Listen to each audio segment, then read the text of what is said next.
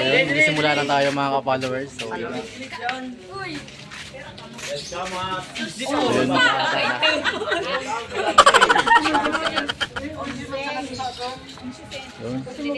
Nauna na yung anak ko. So yun nga mga ka-followers, mga kabakid builder. So ngayong araw ay Tapusan, Santa Cruzan dito sa aming barangay, sa part ng aking asawa, dito sa Banyag Daraga, Albay. So ngayon, taon-taon ay tinatawag na Black Native, hagta dito sa Banyag. Taon-taon yan mga ka-followers ginagawa.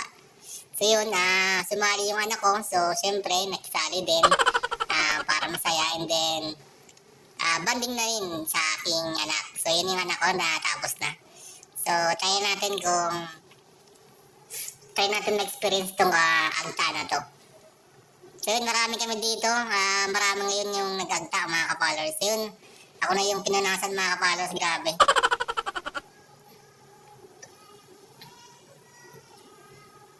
Sa una, presko sa katawan. Pero habang tumatagal, umiinit kasi hindi naman masyadong mainit, pero tama lang. Kasi meron siyang nilagyan na ng oil, lana, yung cooling.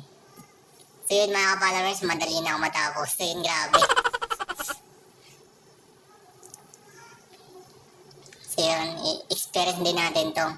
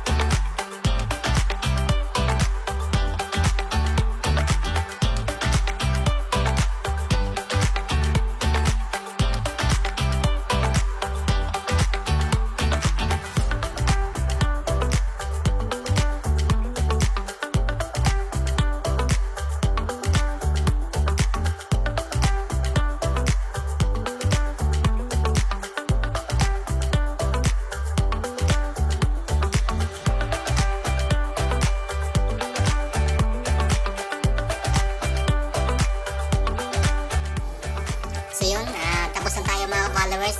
Mamaya bago tayo pumunta sa taas, saka na tayo lalait dun sa mukha natin.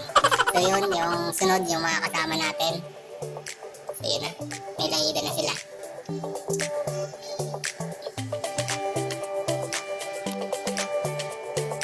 Ang problema lang itong mga followers sa pagtatanggal.